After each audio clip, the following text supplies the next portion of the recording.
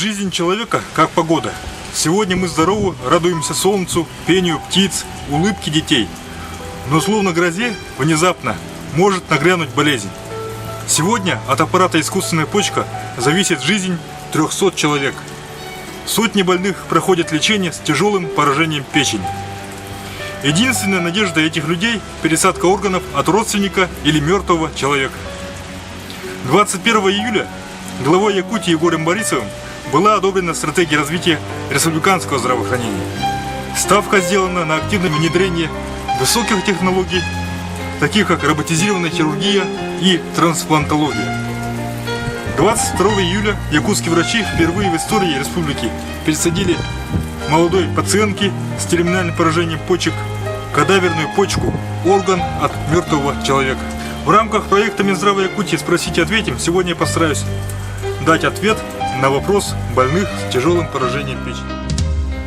Альберт Иванович, доброе утро. Расскажите, пожалуйста, о состоянии реципиента первой в истории пересаженной кадаверной. На сегодня состояние пациентки стабильное, можно сказать. Она уже переведена из отделения интенсивной терапии, реанимации, как мы говорим, в соматическое отделение, в котором она в дальнейшем будет получать также терапию.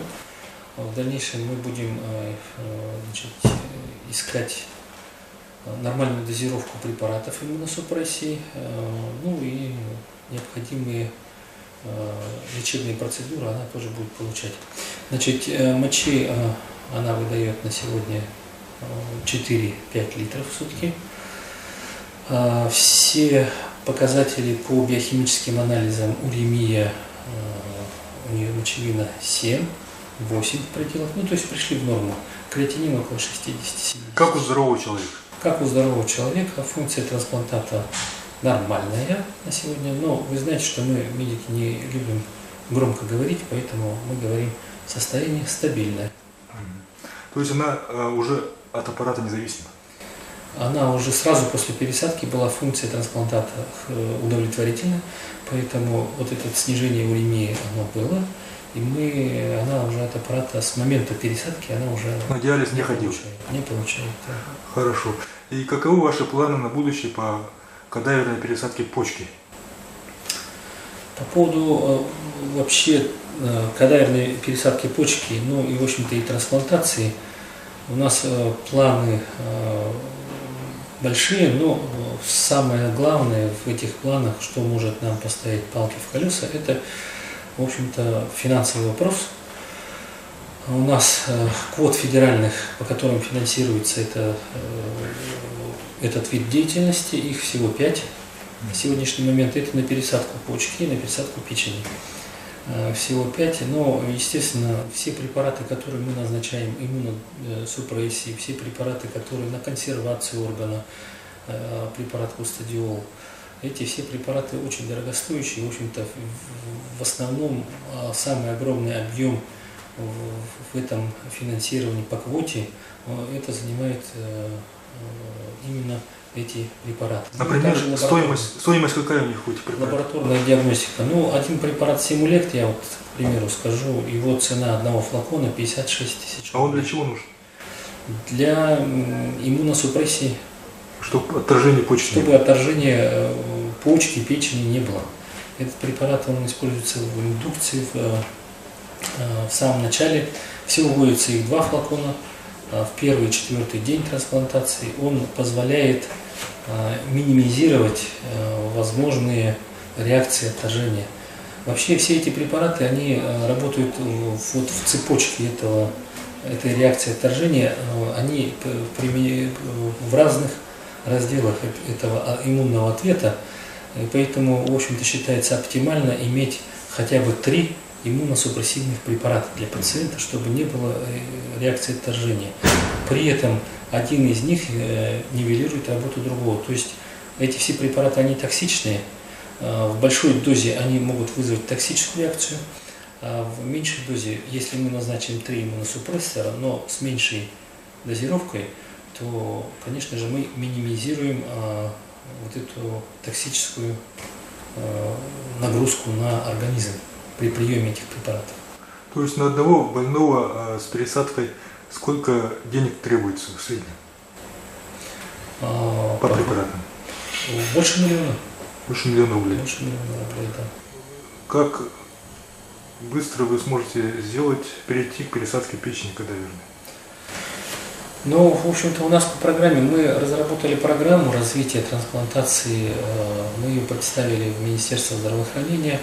Значит, в этом году, в 2016 году, как бы становление, первый шаг мы сделали трансплантации по программе. В этом году внедрение трансплантации кадаверной почки. Вот. Но трансплантация печени у нас намечена на 2017 год. Ну, в общем-то, мы практически готовы.